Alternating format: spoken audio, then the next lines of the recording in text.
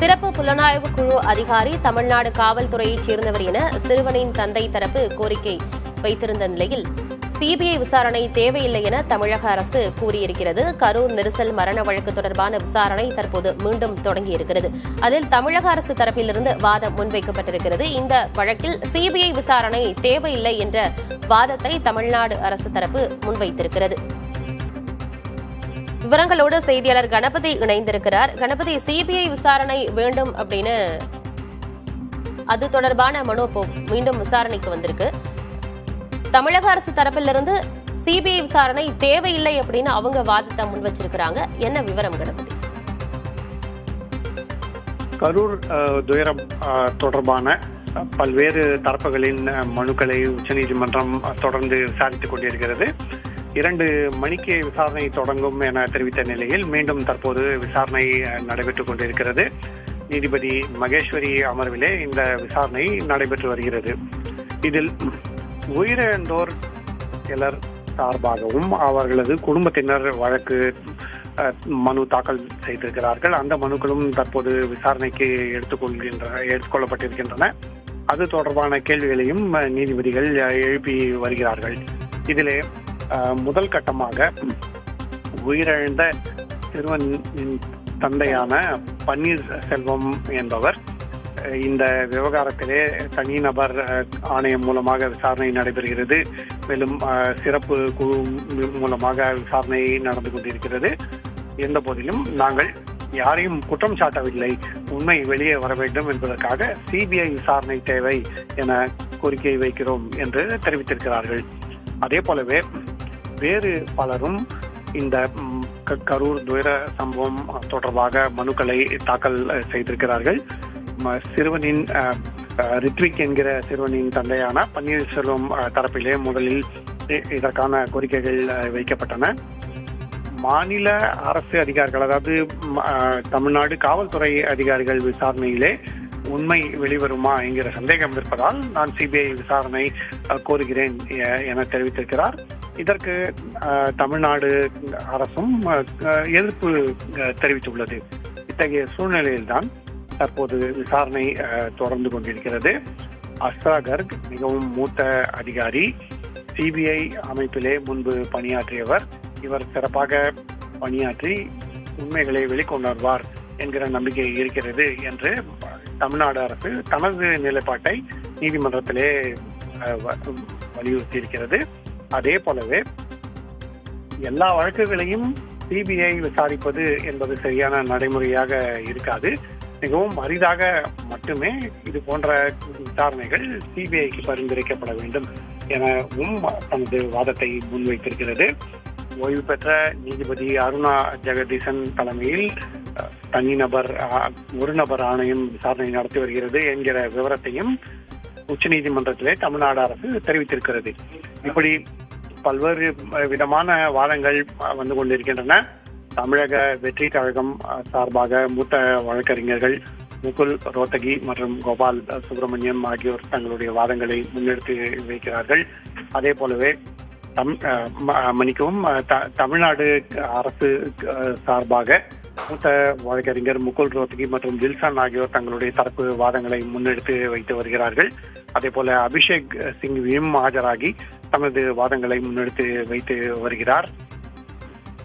இந்த விவகாரத்திலே ஏற்கனவே உயர்நீதிமன்றம் அளித்த உத்தரவு மற்றும் தற்போது என்னென்ன மனுக்கள் தாக்கல் செய்யப்பட்டிருக்கின்றன என்பதை எல்லாமே தற்போது உச்சநீதிமன்றம் ஒவ்வொன்றாக பரிசீலித்துக் கொண்டிருக்கிறது. இதிலே மனுதாரர் பிரபாகரன் என்பவர் கூட்டத்திலே வேண்டுமென்றே கலவரம் நடத்தப்பட்டது என்று ஒரு குற்றச்சாட்டை முன்வைத்திருக்கிறார்.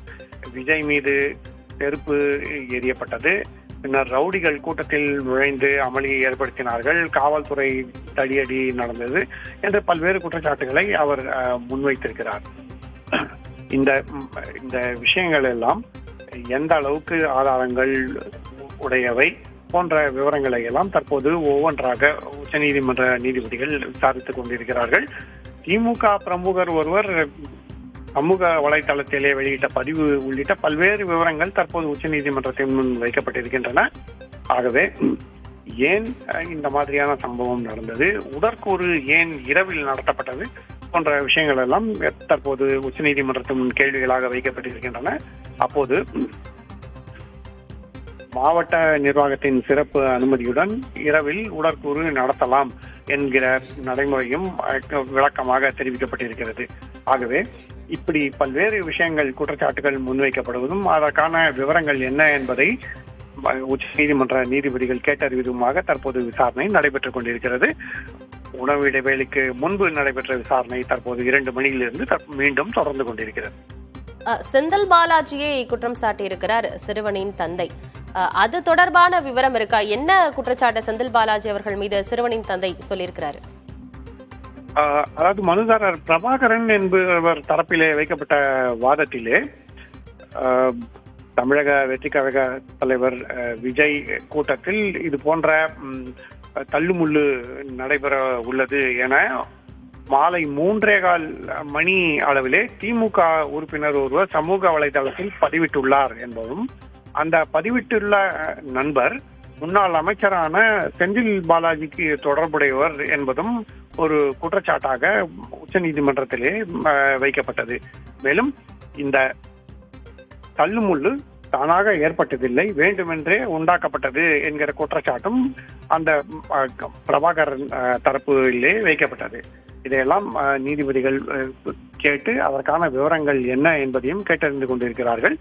அதே போல ஒரு புறம் சிபிஐ விசாரணை தேவை, இன்னொரு புறம் அதற்கு அவசியம் இல்லை என்கிற வாதம் என்று பல்வேறு விதமான வாதங்கள். இதற்கு இந்த வழக்கில் தாக்கல் செய்யப்பட்டிருக்கும் பல்வேறு மனுக்களுடைய கோரிக்கைகள் என்ன என்பது அனைத்தையும் தற்போது நீதிபதிகள் கேட்டறிந்து கொண்டிருக்கிறார்கள். செந்தில் பாலாஜி மீதும் குற்றச்சாட்டை முன்வைத்திருக்கிறார்கள். நெரிசல் ஏற்படும் என்று பதிவிட்ட நபர் செந்தில் பாலாஜியுடன் தொடர்புடையவர் என்று மனுதாரர் குறிப்பிட்டிருக்கிறார். மாநில அரசு விசாரணை ஆணையத்தை அமைச்சிருக்கு, அதன் மீதும் அவருக்கு நம்பிக்கை இல்லை என்று குறிப்பிட்டிருக்கிறார். ஆனா உயர்நீதிமன்றம் தான் சிறப்பு விசாரணை குழுவை அமைத்திருக்கிறது, அதிலுமே அவர் நம்பிக்கை இல்லை என்று சொல்வதற்கு அவர் என்ன காரணங்களை குறிப்பிடுறாரு?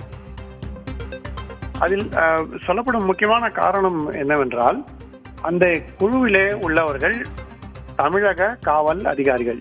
தமிழ்நாடு காவல் அதிகாரிகளை விசாரணை நடத்தும் போது தமிழ்நாடு காவல்துறை சரியான முறையில் நடவடிக்கைகள் எடுத்ததா என்ற கேள்வி எழும்போது நியாயமாக நடந்து கொள்ள வாய்ப்பு இல்லை என்கிற சந்தேகத்தை தான் மனுதாரர் எழுப்பியிருக்கிறார்.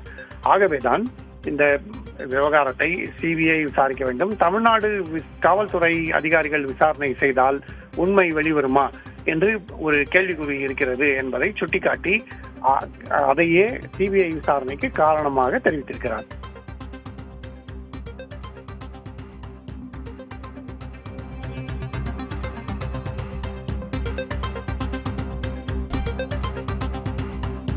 மாவட்ட நிர்வாகத்தின் சிறப்பு அனுமதியுடன் இரவில் பிரேத பரிசோதனை நடத்தலாம் என்று நீதிபதிகள் கூறியிருக்கிறார்கள். இரவில் பிரேத பரிசோதனை நடத்துவது வழக்கமான ஒன்றுதான் என்று நீதிபதிகள் கூறியிருக்கிறார்கள்.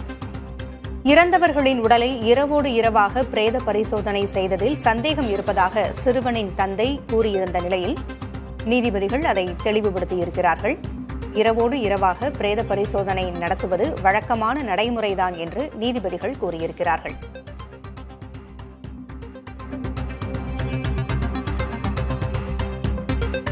டெல்லியின் தலைமைச் செய்தியாளர் கணபதி நமது இணைப்பில் இருக்கிறார். கணபதி, மனுதாரரினுடைய பல்வேறு கேள்விகளுக்கும் நீதிபதி பதிலளித்துக் கொண்டிருக்கிறார், நீதிபதியினுடைய பல்வேறு கேள்விகளுக்கும் மனுதாரர் பதிலளித்துக் கொண்டிருக்கிறார். இப்படித்தான் இந்த வழக்கு சென்று கொண்டிருக்கிறது. தற்போதைய நிலை என்ன? கரூர் துயரம் நடந்தது ஏன், அதற்கான காரணங்கள் என்ன என பல்வேறு விதமான சந்தேகங்கள் எழுப்பப்பட்டு வருகின்றன. அந்த வகையில்தான் மனுதாரர் பிரபாகரன் தரப்பிலே ஜனவரி மாதத்திலே அதிமுக அதே பகுதியில் பொதுக்கூட்டம் நடத்த அனுமதி கேட்டபோது காவல்துறை அனுமதியை வழங்கவில்லை. அதே சமயத்தில் விஜய் அங்கு மாநாடு நடத்துவதற்கு எப்படி அனுமதி அளிக்கப்பட்டது என்ற ஒரு சந்தேகத்தை எழுப்பியிருக்கிறார்கள். அதாவது பல்வேறு விதமான பின்னணி தகவல்கள். ஜனவரியில் ஒரு கட்சிக்கு அனுமதி அளிக்கப்படவில்லை, ஆனால் அதே சமயத்தில் பின்னர் அதே இடத்தில் அனுமதி அளிக்கப்படுகிறது, அங்குதான் இந்த தள்ளுமுள்ளு நடைபெறுகிறது. அதே போல சமூக வலைத்தளங்களிலே வெளியான பதிவுகள், மேலும் கூட்டத்திலே யாரேனும் சமூக விரோதிகள் நுழைந்து அங்கு பிரச்சனையை ஏற்படுத்தியிருப்பார்களோ, அதனால் தான் இந்த தள்ளுமுள்ளு ஏற்பட்டிருக்குமோ என்கிற சந்தேகம் போன்ற பல்வேறு விதமான குற்றச்சாட்டுகள் ஏற்கனவே இந்த குற்றச்சாட்டுகள் நாம் கேள்விப்பட்டவைதான். அந்த குற்றச்சாட்டுகள் எல்லாம் தற்போது உச்சநீதிமன்றத்தின் முன் வந்திருக்கின்றன. அதிலே நீங்கள் சொன்னது போல எப்படி இரவோடு இரவாக உடற்கூறு நடத்தப்பட்டது, அதற்கான அத்தனை மருத்துவர்கள் எங்கிருந்து வந்தார்கள் என்றெல்லாம் சந்தேகம் எழுப்பப்பட்டிருந்தது. அதற்குத்தான் உச்சநீதிமன்ற நீதிபதிகள் இது வழக்கமான நடைமுறைதான், உரிய அனுமதி பெற்று அப்படி உடற்கூறு இரவிலே செய்வதற்கு விதிமுறைகளில் இடம் இருக்கிறது என்பதை தெரிவித்திருக்கிறார்கள். தற்போது மனுதாரர் பிரபாகரன் தரப்பிலே இன்னொரு விஷயமும் தெரிவிக்கப்பட்டிருக்கிறது. கரூர் பரப்புரை கூட்டத்திலே எவ்வளவு மக்கள் பங்கேற்பார்கள் என்பதை கணிக்க உளவுத்துறை மற்றும் காவல்துறை தவறிவிட்டன என்று தெரிவிக்கப்பட்டிருக்கிறது. இதுவும் ஏற்கனவே பலமுறை விவாதிக்கப்பட்ட விஷயம்தான். தமிழக வெற்றி கழகம் இந்த கூட்டத்திலே எத்தனை பேர் கலந்து கொள்வார்கள் என்ற காவல்துறைக்கு அளித்திருந்த தகவலை காவல்துறை சுட்டிக்காட்டியிருக்கிறது. அதைவிட மிக அதிக எண்ணிக்கையிலே கலந்து கொண்டார்கள் என தெரிவித்திருக்கிறது. அதே சமயத்திலே மனுதாரர் பிரபாகரன் என்ன சொல்லியிருக்கிறார் என்றால், சரியான முறையிலே எத்தனை நபர்கள் இவ்வளவு அதிகமாக கூட்டம் கூடும் என்பதை காவல்துறையும் கணிக்க தவறிவிட்டது, உளவுத்துறையும் கணிக்க தவறிவிட்டது. ஆகவே இது இந்த துறைகளின் தோல்வி என்ற குற்றச்சாட்டை அவர் முன்னெடுத்து வைத்திருக்கிறார். ஏற்கனவே நீங்கள் பார்த்திருப்பீர்கள், காவல்துறையின் தோல்வி என்கிற அம்சம் இதில் இருப்பதால் தமிழ்நாடு காவல்துறையைச் சேர்ந்த அதிகாரிகளை விசாரணை நடத்தினால் உண்மை முழுவதுமாக வெளியே வருமா என்ற கேள்விக்குறியை எழுப்பி வருகிறார்கள் மனுதாரர்கள். அப்படிப்பட்ட சூழ்நிலையில் இந்த குற்றச்சாட்டு அத்துடன் இணைந்த குற்றச்சாட்டாகி வருகிறது. இப்படித்தான் ஒவ்வொன்றாக குற்றச்சாட்டுகள் எடுத்து வைக்கப்படுகின்றன. அதிலே ஏதேனும் முகாந்தரம் இருக்கிறதா இல்லையா என்பதை நீதிபதி மகேஸ்வரி அமர்வு பரிசீலனை செய்து வருகிறது. பூங்குழலி, மனுதாரர் தரப்பிலிருந்து மற்றொரு வாதமும் முன்வைக்கப்பட்டிருக்கிறது. அதாவது கடந்த ஜனவரி மாதம் அதிமுக கட்சி அதே பகுதியில் பொதுக்கூட்டம் நடத்த அனுமதி கேட்டபோது காவல்துறை அனுமதி மறுத்திருக்கிறது. ஆனால் தற்பொழுது எப்படி காவல்துறை செப்டம்பர் மாதம் இவர்களுக்கு அனுமதி வழங்கியது என்ற கேள்வியையும் அவர் எழுப்பியிருக்கிறார். இதற்கு தமிழக அரசு தரப்பிலிருந்து பதிலளிக்கப்பட்டிருக்கிறதா? நிச்சயமாக. அதாவது ஏற்கனவே தமிழ்நாடு அரசு தமிழக வெற்றி கழகத்திடம் எந்த இடத்திலே இந்த பேரணியை நடத்தலாம் என ஆலோசனை நடத்தப்பட்டது. முன்பு எந்தெந்த இடங்களிலே அந்த அனுமதி மறுக்கப்பட்டது, அந்த இடங்கள் தகுந்ததாக இருக்காது என கருதப்பட்டது, பின்னர் ஏன் இந்த இடம் தகுந்ததாக கருதப்பட்டது என்ற பல்வேறு விஷயங்களை ஏற்கனவே விளக்கியிருக்கிறார்கள். சம்பவம் நடந்த பிறகு பொது வழியிலேயே இது தொடர்பாக பல்வேறு விதமான கேள்விகள் எழுப்பப்பட்டு குற்றச்சாட்டுகள் எழுப்பப்பட்டு அதற்கான விளக்கங்களும் அளிக்கப்பட்டிருக்கின்றன. உயர்நீதிமன்ற விசாரணையிலும் இது தொடர்பாக பல்வேறு விஷயங்கள் தெரிவிக்கப்பட்டன. தற்போது அதையெல்லாம் கடந்து உச்சநீதிமன்றத்திலும் அந்த குற்றச்சாட்டுகள் ஒவ்வொன்றாக தற்போது முன்வைக்கப்படுகின்றன. ஏனென்றால் பல்வேறு மனுதாரர்கள் இருக்கிறார்கள். ஒவ்வொரு சார்பாகவும் இது போன்ற குற்றச்சாட்டுகள் வைக்கப்படுகின்றன. தங்கள் தரப்பு வாதங்களை அவர்கள் பதிவு செய்கிறார்கள். அதற்கெல்லாம் எதிர்த்தரப்புகள் தற்போது பதிலளித்து வருகின்றன. பரப்புரை கூட்டத்தில் ரவுடிகள் நுழைந்தனர் என்று அந்த சிறுவனின் தந்தை குற்றஞ்சாட்டியிருக்கிறார். அதை நீதிபதிகள் முன்பாகவும் அவர் தெரிவித்திருக்கிறார். இது தொடர்பான சிசிடிவி காட்சிகள் ஏதேனும் அந்த இடத்தில் இருந்தனவா, நீதிபதியிடம் அவர் சமர்ப்பிக்கப்பட்டிருக்கின்றனவா? நிச்சயமாக. அதாவது மனுதாரர் பிரபாகரன் தரப்பிலே தான் இந்த குற்றச்சாட்டும் வைக்கப்பட்டிருக்கிறது. ஆம்புலன்ஸ் வாகனங்கள் உள்ளே நுழைந்தது, ஆம்புலன்ஸ் வாகனத்தில் இருந்து யார் இறங்கினார்கள் என்கிற கேள்வி, மேலும் தண்ணீர் பாட்டில்கள் தூக்கி எறியப்பட்டன, அந்த தண்ணீர் பாட்டில்களிலே செந்தில் பாலாஜியின் புகைப்படம் இருந்தது என்று பல்வேறு குற்றச்சாட்டுகள் இருக்கின்றன. ஆனால் இந்த குற்றச்சாட்டுகளுக்கெல்லாம் என்ன ஆதாரம் தாக்கல் செய்திருக்கிறார்கள் போன்ற விஷயங்கள் எல்லாம் இதுவரை தெரிவிக்கப்படவில்லை.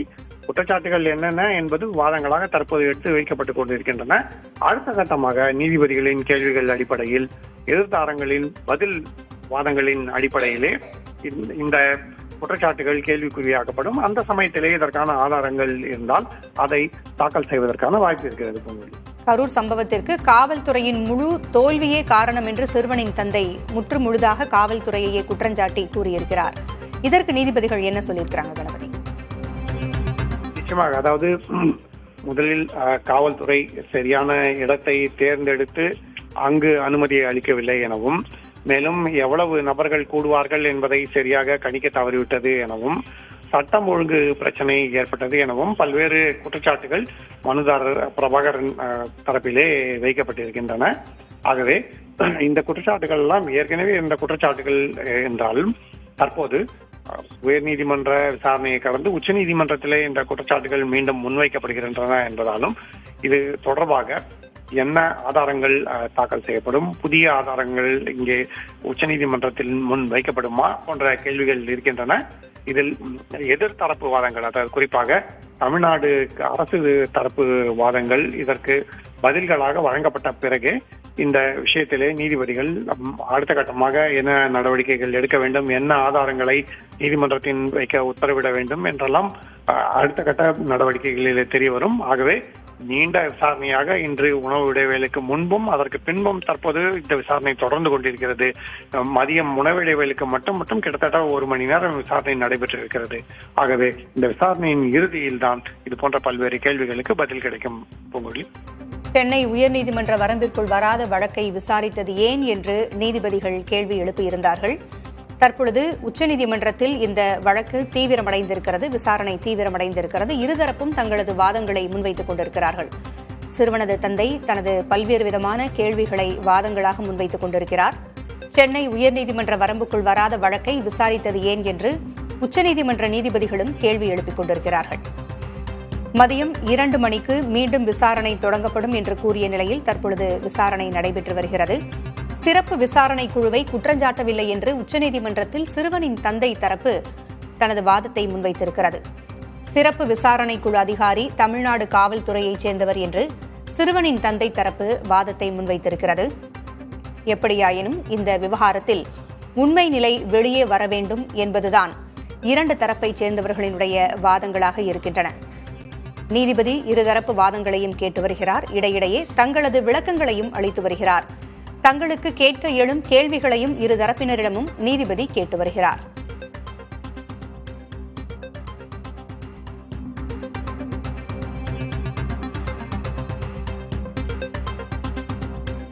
கணபதி, இணைப்பில் இருக்கிறீங்க. சிறப்பு புலனாய்வு குழு விசாரணையில் எந்த தவறையும் கண்டறிய முடியாது என்று தமிழக அரசு கூறியிருந்ததே, அது குறித்து என்ன விளக்கம் அளிக்கப்பட்டிருக்கிறது? கரூர் துயர சம்பவம் நடந்த பிறகு உடனடியாக ஒரு நபர் முன்னாள் நீதிபதி தலைமையிலான விசாரணை குழுவை தமிழ்நாடு அரசு அமைத்திருந்தது. அதே சமயத்தில் விசாரணை காவல்துறை நடத்தி கொண்டிருந்த போதே உயர்நீதிமன்றத்தில் வழக்கு வந்த சூழலில்தான் சிறப்பு விசாரணை குழு அமைக்கப்பட்டது. அந்த சிறப்பு விசாரணை குழு விசாரணை தற்போது நடைபெற்றுக் கொண்டிருக்கிறது. அதில் உண்மை வெளிவரும் என்கிற நம்பிக்கை இல்லை என்றுதான் தமிழக வெற்றிக் கழகம் உச்சநீதிமன்றத்தை நாடி இருக்கிறது. அப்படிப்பட்ட சூழலில்தான் இன்று பல்வேறு குற்றச்சாட்டுகள், அதற்கான பதில்கள் என சாரசாரமான வாதங்கள், பிரதிவாதங்கள் தற்போது நடைபெற்று வருகின்றன. அதிமுகவுக்கு இதே இடத்தில் முன்பு கூட்டம் நடத்த அனுமதி வழங்கப்படவில்லை. ஆனால் தற்போது அதே இடத்திலே தமிழக வெற்றி கழகத்துக்கு அனுமதி அளிக்கப்பட்டிருக்கிறது. அதிமுகவுக்கு கூட்டம் அதிகமாக வரும் என்றால் அதே போலத்தானே இந்த கட்சிக்கும் கூட்டம் வரும்.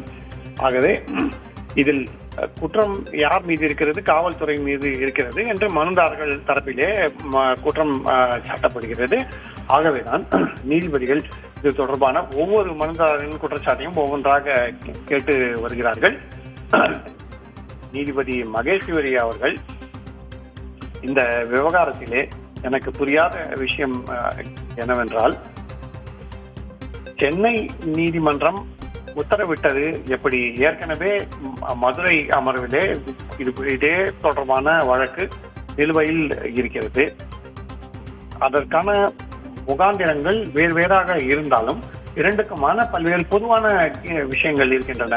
ஆகவேதான் சென்னை நீதிமன்றத்தின் நடவடிக்கையை புரிந்து கொள்ள முடியவில்லை என குறிப்பிட்டிருக்கிறார். அதாவது ஏற்கனவே அரசியல் கட்சிகள் பொதுக்கூட்டங்கள், பேரணிகள் நடத்துவதற்கு விதிமுறைகளை வகுக்க வேண்டும் என்கிற வழக்கு நிலுவையில் இருக்கும் போது தற்போது உயர்நீதிமன்றம் தனியாக இந்த அம்சங்களை மட்டும் பரிசீலனை செய்து எப்படி உத்தரவு வெளியிட்டிருக்கிறது என்கிற கேள்வியாகத்தான் அது இருக்கிறது. ஆகவேதான் ஏற்கனவே ஒரு புறம் மனுதாரர்கள் தரப்பு சிபிஐ விசாரணை தேவை என கோரிக்கை, அவர்களுக்கு ஆதரவாக சிலர் வாதம், அதை எதிர்த்து தமிழ்நாடு அரசின் வாதம் என சென்று கொண்டிருக்கிறது.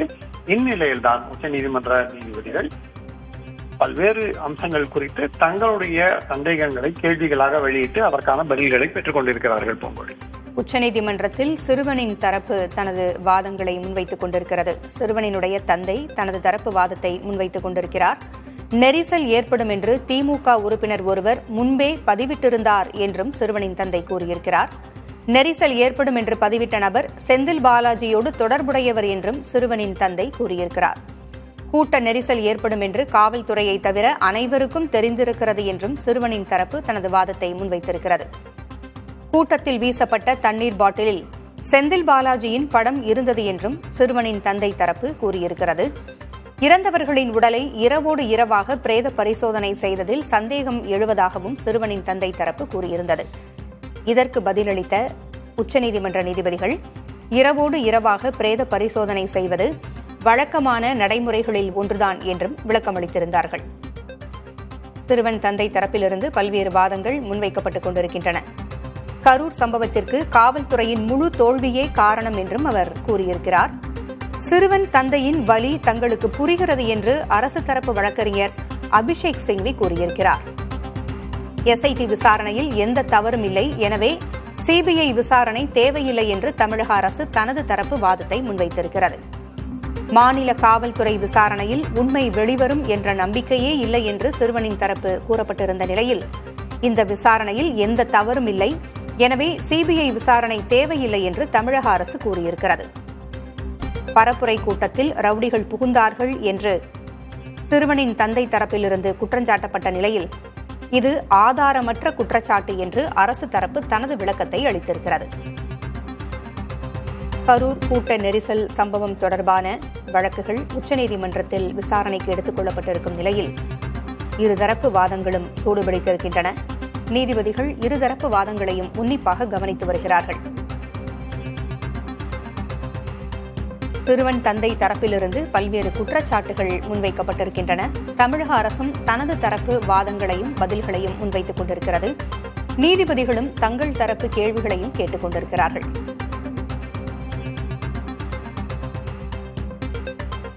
விவரங்களை வழங்க நமது செய்தியாளர் கணபதி மீண்டும் இணைந்திருக்கிறார். விஜய் மீது காலணி வீசப்பட்டது ஏன் என்ற விசாரணை நடந்து வருவதாக தமிழக அரசு தரப்பிலிருந்து கூறப்பட்டிருக்கிறது. இதுகுறித்து என்ன வாத பிரதிவாதம் நடந்தது உச்சநீதிமன்றத்தில்? அதாவது சம்பவத்துக்கு காரணம் என்ன என்று பல்வேறு அம்சங்கள் ஒன்றன் பின் ஒன்றாக பரிசீலிக்கப்பட்டன. அப்போதுதான் மனுதாரர் பிரபாகரன் தரப்பிலே காலணி வீசப்பட்டது, அதன் பின்னர் தண்ணீர் பாட்டில்கள் வீசப்பட்டது, யாரேனும் சமூக விரோதிகள் கூட்டத்திலே நுழைந்து அவர்கள் அமைதியை குலைத்தார்களா என்கிற கேள்வி, ஆம்புலன்ஸ் அங்கு வந்தது எப்படி, அந்த ஆம்புலன்ஸிலே எண்ணே இல்லை என்கிற இன்னொரு குற்றச்சாட்டு என்று பல்வேறு குற்றச்சாட்டுகளை முன்வைத்தார். இதெல்லாம் நீதிபதிகள் ஒவ்வொன்றாக விசாரித்துக் கொண்டிருக்கிறார்கள். அதே சமயத்திலே உயர்நீதிமன்ற உத்தரவை எதிர்த்து தாக்கல் செய்யப்பட்டுள்ள மனுவே இங்கே பிரதான மனுவாக இருப்பதால் உயர்நீதிமன்ற உத்தரவு குறித்தும் நீதிபதி மகேஸ்வரி அவர்கள் ஒரு கேள்வியை எழுப்பியிருக்கிறார். நீதிமன்றத்தின் முன் வைக்கப்பட்ட கோரிக்கை வேறு, நீதிமன்றம் அளித்திருக்கும் உத்தரவுகள் வேறு என அவர் தெரிவித்திருக்கிறார். அதாவது என்ன கோரிக்கை முன்வைத்து நீதிமன்றத்திலே வழக்கு தொடரப்பட்டதோ அதை தவிர பல்வேறு விஷயங்கள் தொடர்பாக சென்னை உயர்நீதிமன்றம் உத்தரவு அளித்திருக்கிறது என்பது அவருடைய சந்தேகமாக இருக்கிறது.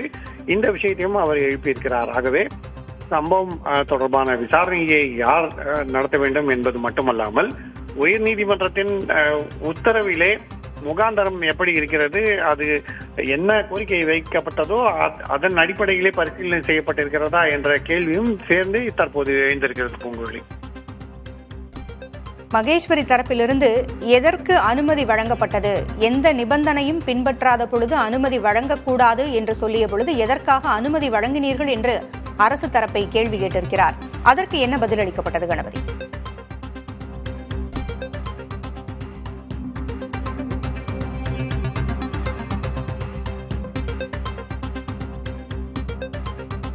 கணபதி, இணைப்பில் இருக்கிறீங்க.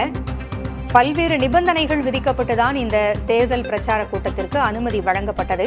அனுமதி வழங்கியிருக்க வேண்டும். அவற்றையெல்லாம் பின்பற்றாத பொழுது ஏன் அனுமதி வழங்கினீர்கள் என்று நீதிபதி சார்பில் கேள்வி எழுப்பப்பட்டிருக்கிறதே, தமிழக அரசு தரப்பிலிருந்து அதற்கு பதிலளிக்கப்பட்டதா? தமிழக அரசு குற்றச்சாட்டுகள் ஒவ்வொன்றாக தற்போது மறுத்து வருகிறது. தமிழ்நாடு அரசு மீதும் காவல்துறை மீதும் அடுக்கடுக்கான புகார்களை தொடர்ச்சியாக தெரிவித்து வருகிறார்கள். இதற்கு நாங்கள் விளக்கம் அளிக்க விரும்புகிறோம் என தற்போது தமிழ்நாடு அரசு சார்பாக பதில்கள் வழங்கப்பட்டு வருகின்றன. உடற்கூறு பொறுத்தவரை மாவட்ட நிர்வாகத்தினுடைய அனுமதி பெற்று இரவில் உடற்கூறு நடத்தப்பட்டது எனவும், சரியான தரவுகள் மற்றும் ஆதாரங்களை பிரமாண பத்திரமாக நாங்கள் நீதிமன்றத்தில் தாக்கல் செய்கிறோம் எனவும் தமிழ்நாடு அரசு சார்பிலே தெரிவிக்கப்பட்டிருக்கிறது. அதே சமயத்தில் தேர்தல் பரப்புரையின் போது சமூக விரோதிகள், அதாவது ரவுடிகள் களத்திலே இறங்கி பிரச்சனையை உண்டாக்கினார்கள், அதனால்தான் தள்ளுமுள்ளு ஏற்பட்டது போன்ற குற்றச்சாட்டுகளை எல்லாம் ஏற்க முடியாது. இதற்கான எந்த ஆதாரங்களும் சமர்ப்பிக்கப்படவில்லை. வெறும்ன இது குற்றச்சாட்டாகத்தான் முன்வைக்கப்பட்டிருக்கிறது, மனுவின் ஒரு குற்றச்சாட்டாகத்தான் இது இருக்கிறது என தெரிவித்திருக்கிறார்கள். ஆகவே தமிழ்நாடு அரசு மனுதாரர்கள் தரப்பு குற்றச்சாட்டுகளை வலுவாக மறுத்து வருகிறது. ஒவ்வொரு இந்த குற்றச்சாட்டுகளுக்கு ஆதாரம் இல்லை என்று தெரிவிக்கிறது. ஆகவே உயர்நீதிமன்றம் ஏன் இந்த வழக்கின் விசாரணையை இப்படி நடத்தி உத்தரவு பிறப்பித்தது என்பதற்கு வெவ்வேறான கருத்துக்கள் இருந்து வருகிறது என்பதையும் தெரிவிக்கப்பட்டிருக்கிறது நீதிமன்றத்திலே. அதே சமயத்தில் சேலத்திலிருந்து மகாநாட்டுக்காக வந்திருந்த 200 மருத்துவர்கள் இரவிலே உடற்கூறாய்வு செய்வதற்கு களம் இறங்கினார்கள் எனவும் தெரிவிக்கப்பட்டிருக்கிறது. பல்வேறு மருத்துவமனைகளிலே உடற்கூறாய்வு நடத்தப்பட்டது எனவும், இரவிலேயே உடற்கூறாய்வு நடத்தினால் பாதிக்கப்பட்ட குடும்பங்களிடம் உடல்களை உடனடியாக ஒப்படைக்கலாம் என்பதன் அடிப்படையிலே பாதிக்கப்பட்டவர்கள் கோரிக்கை வைத்திருந்தார்கள் எனவும், அதன் அடிப்படையிலே அத்தகைய நடவடிக்கை எடுக்கப்பட்டது எனவும் தெரிவித்திருக்கிறார்கள். 600 காவலர்கள் அந்த இடத்திலே, அதாவது தள்ளுமுள்ளு நடந்த இடத்திலே பிரச்சார பாதுகாப்பு பணிகளிலே ஈடுபட்டிருந்தார்கள் எனவும், நண்பகல் 12 மணிக்கு அங்கு வர வேண்டிய விஜய் இரவு 7 மணிக்கு வந்தார் எனவும், காலை முதலே அந்த பகுதியிலே மக்கள் அவருக்காக காத்திருந்ததால் தண்ணீர் உணவுகள் இன்றி சோர்வடைந்து மயக்க நிலையை அடைந்திருக்கிறார்கள் எனவும் தமிழ்நாடு அரசு சார்பில் தெரிவிக்கப்பட்டிருக்கிறது. தண்ணீர் கூட இல்லாமல் இருந்த நிலையில்தான் தண்ணீர் பாட்டில்கள் வழங்கப்பட்டன எனவும், தண்ணீர் பாட்டில்களை வாங்க அங்கு குழுமியிருந்தோர் முண்டி அடித்தனர் எனவும் தமிழ்நாடு அரசு சார்பிலே தெரிவிக்கப்பட்டிருக்கிறது. ஆகவே குற்றச்சாட்டுகளுக்கான பதில் வாதங்கள் என தற்போது விசாரணை தொடர்ந்து கொண்டிருக்கிறது. அடுத்ததாக செல்வராஜ் என்கிற மனுதாரர் சார்பிலே நீதிமன்றத்திலே பல்வேறு கோரிக்கைகள் முன்வைக்கப்படுகின்றன. 600 காவல்துறையினர் பாதுகாப்பு பணியிலே ஈடுபட்டிருந்தார்கள் என கூறுகிறார்கள். ஆனால் அவர்கள் எங்கிருந்தார்கள் என்று தெரியவில்லை என மனுதாரர் செல்வராஜ் தரப்பிலே தெரிவிக்கப்பட்டிருக்கிறது. அதே போல இந்த சம்பவத்திலே பல்வேறு குழப்பங்கள் இருக்கின்றன. சமூக விரோத சக்திகளுக்கும் இதில் தொடர்பு இருக்கலாம் என்று நாங்கள் கருதுகிறோம். ஆகவேதான் சிபிஐ விசாரணை வேண்டும் என கோருகிறோம் எனவும் அந்த மனுதாரர் சார்பிலே தெரிவிக்கப்பட்டிருக்கிறது. இப்படி ஒவ்வொரு மனுதாரர் சார்பாக பல்வேறு அம்சங்கள் நீதிமன்றத்தின் முன் வைக்கப்படுகின்றன. இந்த குற்றச்சாட்டுகளுக்கும் தமிழ்நாடு அரசு விரைவில் பதிலளிக்கும் என நாம் எதிர்பார்க்கலாம். போகுவழி இந்த விவகாரத்தில் அரசு மீதும் காவல்துறை மீதும் அடுக்கடுக்கான புகார்களை தொடர்ச்சியாக தெரிவித்து வருகிறார்கள் என்று தமிழக அரசு கூறியிருக்கிறது. அதேபோல இதில் என்ன நடந்தது என்பதை புரிந்து கொள்ள மறுக்கிறார்கள் என்றும் தமிழக அரசு தனது தரப்பில் பதிலளித்திருக்கிறது. என்ன நடந்தது என்பதை விளக்கி இருக்கிறதா மீண்டும் தமிழக அரசு? நிச்சயமாக தமிழ்நாடு அரசு நாம் பேசிக் கொண்டிருக்கும் இந்த நேரத்திலேயே நீதிமன்றத்தில் ஒரு முக்கிய கோரிக்கையை வைத்திருக்கிறது. இந்த வழக்கு தொடர்பாக விரிவான பதில் மனுவை தாக்கல் செய்ய அனுமதி வேண்டும் என தமிழ்நாடு அரசு சார்பிலே கோரிக்கை வைக்கப்பட்டிருக்கிறது. நீதிமன்றமும் அந்த கோரிக்கையை ஏற்றுக்கொண்டிருக்கிறது. நீதிபதி மகேஸ்வரி அமர்வு விரிவான பதில் மனுவை தாக்கல் செய்ய தமிழ்நாடு அரசுக்கு உத்தரவு அளித்துள்ளது. அதாவது தமிழக வெற்றி கழகம் சார்பிலே கரூர் துயர சம்பவத்தை சிபிஐ விசாரிக்க வேண்டும் என வைக்கப்பட்ட கோரிக்கைக்கு தமிழ்நாடு அரசு விரிவாக பதில் மனு அளிக்கலாம் என நீதிமன்றம் அனுமதி அளித்திருக்கிறது. ஆகவே அந்த விரிவான பதிலை எழுத்துப்பூர்வமாக அளிப்பதற்கு தமிழக அரசுக்கு தற்போது வாய்ப்பு கிட்டியிருக்கிறது. ஏற்கனவே நீதிமன்றத்திலே தற்போது வாதங்களாக பல்வேறு அம்சங்கள் முன்வைக்கப்பட்டன, பல்வேறு குற்றச்சாட்டுகள். அந்த குற்றச்சாட்டுக்கான பதில்களை தமிழக அரசு வைத்திருந்தது. தற்போது அந்த பதில்களை விரிவான பதிலாக எழுத்து மூலமாக நீதிமன்றத்திலே சமர்ப்பிக்க தமிழ்நாடு அரசுக்கு வாய்ப்பு கிட்டியிருக்கிறது. ஆகவே தமிழ்நாடு அரசுக்கு நோட்டீஸ் அளித்து பதில் மனு தாக்கல் செய்ய அவர்களுக்கு அவகாசம் அளித்து இந்த விசாரணை அடுத்த கட்டத்துக்கு நகரும் என கருதலாம். தமிழக அரசுக்கு தற்போது அனைத்து குற்றச்சாட்டுகளுக்கும் விரிவான பதில் அளிக்க, அதாவது தமிழக வெற்றி கழகத்தின் குற்றச்சாட்டாக இருந்தாலும் சரி அல்லது பிற மனுதாரர்களின் குற்றச்சாட்டாக இருந்தாலும் சரி, அனைத்துக்கும் எழுத்துப்பூர்வமாக விரிவான பதில் அளிப்பதற்கான வாய்ப்பு கிட்டியிருக்கிறது. பூங்குழலி, பதில் மனு தாக்கல் செய்ய உச்சநீதிமன்றம் அனுமதி அளித்து உத்தரவிட்டிருக்கிறது. இதற்கு கால அவகாசம் கொடுத்திருக்கிறதா? கால அவகாசம் இந்த விசாரணை முடிவதற்குள் தெரிவிக்கப்படும். பொதுவாக இது போன்ற மனுக்கள் தாக்கல் செய்யப்பட்டு அதற்கு பதிலளிக்க அவகாசம் அளிக்கப்பட்டால் அதற்கு 2 வாரங்கள் அல்லது 10 நாட்கள் அது போன்ற ஒரு குறிப்பிட்ட அவகாசம் வழங்கப்படும். அது 1 வாரமாக கூட இருக்கலாம் அவசரமான வழக்காக இருந்தால், அல்லது சாதாரணமாக 2 வாரங்கள் வரை அளிப்பதற்கான வாய்ப்பும் இருக்கிறது. ஆகவே நீதிபதிகள் பிற மனுதாரர்கள் கருத்துக்கள் என்ன மற்றும் தமிழக வெற்றி கழகம் எங்கள் மீது பல்வேறு குற்றச்சாட்டுகள் உயர்நீதிமன்ற வழக்கிலே முன்வைக்கப்பட்டிருக்கின்றன, அது எங்களுக்கு பாதிப்பை ஏற்படுத்தும் என்கிற கோரிக்கையையும் வைத்திருக்கிறது. அதையும் பரிசீலித்து அது சம்பந்தமாகவும் உத்தரவிட வாய்ப்பு இருக்கிறது. ஆகவே மிகவும் முக்கியமாக தமிழக வெற்றி கழகம் சார்பில் சிபிஐ விசாரணை தேவை. அதற்கான காரணங்கள் என அவர்கள் குறிப்பிட்டிருப்பது பல்வேறு தவறுகள் நிகழ்ந்திருக்கின்றன என்பதை சுட்டிக்காட்டும் வகையிலே அமைகிறது. ஆகவே அதற்கு தமிழக அரசுக்கு பதில் அளிப்பதற்கான வாய்ப்பு அளிக்க வேண்டும். அந்த வாய்ப்பை தான் தற்போது தமிழ்நாடு அரசு உச்சநீதிமன்றத்திலே பெற்றிருக்கிறது. உச்சநீதிமன்றம் தமிழ்நாடு அரசு பதில் அளிக்கலாம் என தெரிவித்திருக்கிறது. அப்படி தமிழ்நாடு அரசு பதிலளிக்கும் போது வேறு பல விஷயங்கள், அதாவது தமிழக காவல்துறை எடுத்த நடவடிக்கைகள், இப்படிப்பட்ட அசம்பாவிதம் நடக்காமல் இருக்க எடுக்கப்பட்ட நடவடிக்கைகள், அதன் பின்னர் எடுக்கப்பட்ட நடவடிக்கைகளை தமிழ்நாடு அரசு விவரிக்கும். இதை தவிர தமிழக வெற்றி கழகம் சார்பில் எழுப்பப்பட்டிருக்கும் பிற கேள்விகளுக்கு பதிலளிக்கிறதற்கான வாய்ப்பு பிற மனுதாரர்களுக்கும் கிடைக்குமா என்பதை இன்றைய விசாரணையிலே பொறுத்திருந்து பார்க்க வேண்டும். பூங்குழலி, ஒரு மனுவில் மனுதாரர் செல்வராஜ் என்பவர் ஒரு கேள்வியை எழுப்பியிருக்கிறார். இந்த விபத்தில் ஒரு காவல்துறையினர் கூட காயமடையவில்லையே என்று கேள்வி எழுப்பியிருக்கிறார். அதே போல இந்த பிரச்சார கூட்டத்திற்கு 600 காவல்துறையினர் பாதுகாப்பு பணியில் ஈடுபட்டிருந்தார்கள் என்று சொல்கிறார்களே, ஆனால் அவர்கள் எங்கிருந்தார்கள் என்பதை தெரியவில்லை என்று கூறியிருக்கிறார். இது குறித்து நீதிபதிகள் காவல்துறையிடமோ தமிழக அரசிடமோ கேள்வி எழுப்பினார்களா? நிச்சயமாக, அதாவது இது போன்ற குற்றச்சாட்டுகள் தொடர்வதன் காரணமாகத்தான் உச்சநீதிமன்றம் தமிழ்நாடு அரசு விரிவான பதில் தாக்கல் செய்ய அனுமதி அளித்துள்ளது. ஏனென்றால் நீங்கள் சொன்னது போல மனுதாரர் செல்வராஜ் தரப்பு, அதற்கு முன்பாக மனுதாரர் பிரபாகரன் தரப்பு என்று பல்வேறு கேள்விகளை எழுப்பியிருக்கிறார்கள், பல்வேறு குற்றச்சாட்டுகளை முன்வைத்திருக்கிறார்கள், பல்வேறு சந்தேகங்கள் இருப்பதாக குறிப்பிட்டிருக்கிறார்கள். ஆகவே அவற்றுக்கெல்லாம் பதிலளிக்க வேண்டும் என்பதற்காகத்தான் நீதிபதி மகேஸ்வரி அமர்வு தமிழ்நாடு அரசுக்கு தற்போது விரிவான பதில் மனு தாக்கல் செய்ய அனுமதி அளித்திருக்கிறது. அதே போலவே பிறர் இடமிருந்தும் விவரங்களை கேட்டு பெற வேண்டும் என்றால் என்ன விவரங்களை யார் தாக்கல் செய்ய வேண்டும் என்பது குறித்தும் நீதிபதிகள் உத்தரவிடுவதற்கான வாய்ப்பு இருக்கிறது. பூங்குழலி, விரிவான பதில் மனுவை தாக்கல் செய்வதற்கு உச்சநீதிமன்றம் அனுமதி அளித்திருக்கிறது. இந்த பதில் மனுவில் தமிழக அரசு என்னவெல்லாம் சொல்லும் என்று எதிர்பார்க்கலாம்? தமிழக அரசின் முன்பு இருக்கக்கூடிய வாய்ப்புகள் என்னென்ன?